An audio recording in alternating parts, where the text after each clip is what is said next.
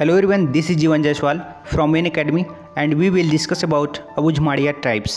सो आइए समझते हैं अबुझमाड़िया जनजाति को। अबुझमाड़िया जनजाति अबुझमाड़ के क्षेत्र में निवास करती है। इसे मेटाभूम भी कहा जाता है। यह दक्षिण बस्तर के क्षेत्र में पाए जाते हैं। मुख्यतः ये नारायणपुर, बीजापुर, दंतेवाड़ा के क्षेत्र में निवास करती हैं। और अबुझमाड़िया का अर्थ जो होता है वह अज्ञात पहाड़ी होता है, अर्थात अज्ञात पहाड़ी जो इसे बूझा ना जा सके, इस तरह से अज्ञात। और पहाड़ी मतलब पहाड़ी के क्षेत्र में रहने वाले गोंड। सो माना गया है इसे अबुझ और दुर्गम जंगल के क्षेत्र में रहने वाले जो गोंड होते हैं वही अबुझमाड़िया कहलाते हैं। इसकी उत्पत्ति के संदर्भ में कुछ बातें निहित हैं, जिसे एक कहा जाता है, मान्यता है कि इसमें दो युवक युवती रहते हैं गोंड जनजाति के। वे आपस में प्रेम करते हैं और वे समाज के भय से वे दूर कहीं जंगल में चले जाते हैं और वहीं शादी कर लेते हैं, विवाह कर लेते हैं। वहाँ जा कर के वहाँ अपना घर बना लेते हैं, वहाँ बस जाते हैं और वहीं पर नदी के किनारे तलहटी क्षेत्र पर निवास करते हैं। साथ ही साथ वहाँ अपना जीवन यापन करते हैं और स्थानांतरित कृषि करते हैं। स्थानांतरित कृषि को पेद्दा कहते हैं और पेद्दा स्थानांतरित कृषि उसके महत्वपूर्ण है उसके व्यवसाय में। तो इस तरह से इनके वंशज हैं वे वही युगल प्रेम करते रहते हैं, वही युगल हैं। तो इसे माना जाता है कि दूर क्षेत्र में चले गए और निवास करने लगे वही अबुझमाड़िया कहलाए और वह क्षेत्र अबुझमाड़िया क्षेत्र कहलाया। तो इस तरह से है अबुझमाड़ की जनजाति के बारे में। और इनका आवास झोपड़ी नुमा होता है, जिसमें लकड़ी और मिट्टी से बना होता है, घास फूस से बने होते हैं, छप्पर इसमें डालते हैं और स्वयं निर्माण करते हैं। इसमें अलग अलग तरह से कि इसका बैठक व्यवस्था रहता है। जैसे बैठक व्यवस्था को उसके घर में अगहा कहा जाता है, रसोई को आंगड़ी कहा जाता है, बरामदा को परछी कहा जाता है, कुल देवता निवास करते हैं उस क्षेत्र को लोनू कहा जाता है। तो इस तरह से बनावट रहता है इसका। सोने के लिए जो बना रहता है उसे अल्पांजी कहते हैं, बैठने के लिए होता है उसे पोई कहते हैं। पोई अर्थात चटाई वही चीज़ है। इसलिए ये सब अपने घर में कई प्रकार के सामान रखा जाता है, जैसे रापा, हंसिया, शिकार हेतु अलग अलग तरह से तीर कमान रखा जाता है, मछली पकड़ने के लिए जाल रखा जाता है, चोरनी, डंगनी, सभी प्रकार की वस्तुएं होती हैं। अबुझमाड़िया जनजातियाँ की स्त्री होती हैं वो मुख्यतः गोदना गोदवाती हैं।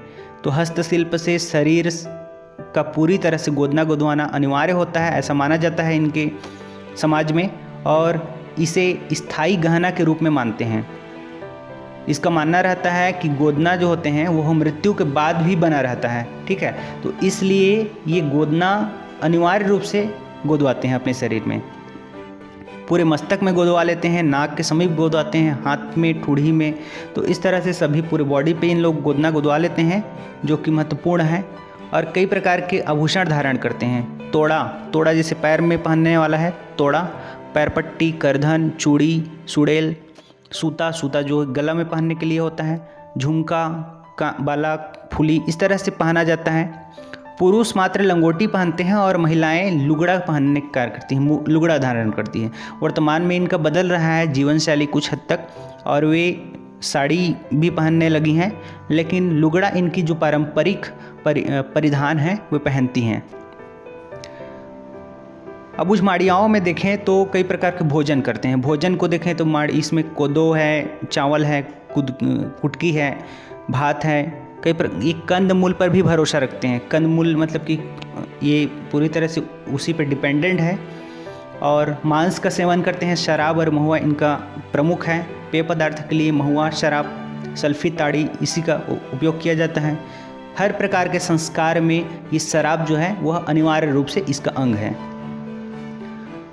और इसके बाद यह भी है कि इसकी सामान्यतः मुख्य बोली है इनका माड़ी है, जिसे माड़ी जो कि द्रविड़ भाषा परिवार से संबंधित है।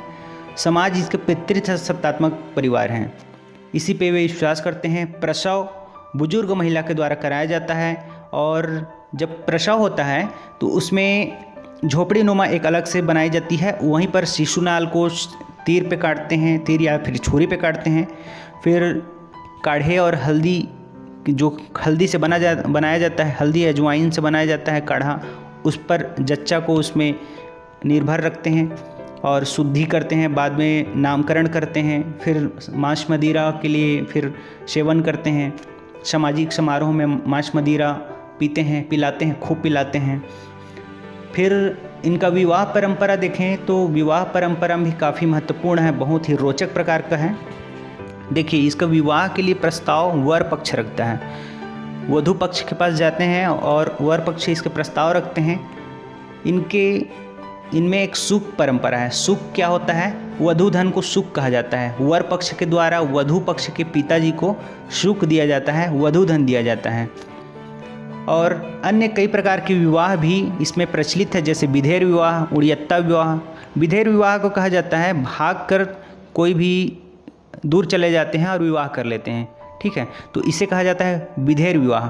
उड़ियत्ता विवाह कहते हैं जो कन्याएं किसी भी पुरुष के घर जा कर के घुस जाती हैं, ज़बरदस्ती घुस जाती हैं, उसे उड़ियत्ता कहते हैं। तो अबुझमाड़िया में उड़ियत्ता और विधेर विवाह भी प्रचलन है। और इसी तरह से एक चूड़ी पहनाना भी होता है। चूड़ी पहनावा मतलब होता है कि विधवा पुनर्विवाह होता है। और अबुझमाड़िया में जनजाति पंचायत भी प्रचलित है। जाति पंचायत में विवाह से संबंधित कुछ भी विवाद होता है या अन्य प्रकार के विवाद होते हैं, उसका निराकरण किया जाता है। जाति पंचायत के प्रमुख को माझी कहा जाता है, ठीक है। और इसके अतिरिक्त कई प्रकार के त्यौहार मनाए जाते हैं और धार्मिक रूप से अनुष्ठान किया जाता है। इनके आराध्य देव बूढ़ा देव हैं, ठाकुर देव हैं, बूढ़ी माई हैं, लिंगोपेन हैं, छोटा पेन, मंझला पेन, बड़ा पेन आदि प्रकार के कई पेन हैं, तो जिन्हें पूजते हैं ये इनका पूजा जाता है। त्यौहार में काकसाड़ और पणम बहुत महत्वपूर्ण है। काकसाड़ बड़े धूमधाम से पर्व मनाते हैं, अंधविश्वास में मनाते हैं, अंधविश्वास को विश्वास करते हैं, मानते हैं इन जनजातियों के द्वारा। और तंत्र मंत्र को यह जानने वाला जो होता है उसे सिरहा कहते हैं। सिरहा या फिर गायता कहा जाता है। अबुझमाड़िया में तंत्र मंत्र जानने वाले को सिरहा कहा जाता है या फिर इसमें गायता कहा जाता है। तो बहुत इम्पॉर्टेंट है ये। तो इस तरह से ये जनजाति बहुत महत्वपूर्ण है और यह दक्षिण बस्तर के क्षेत्र में बहुत महत्वपूर्ण है। और ओरछा के क्षेत्र यह प्रमुख द्वार है जहाँ से अबुझमाड़िया क्षेत्र है। तो इस तरह से अन्य जनजातियों को भी देखेंगे। सो इस वीडियो में इतना ही। So thank you so much.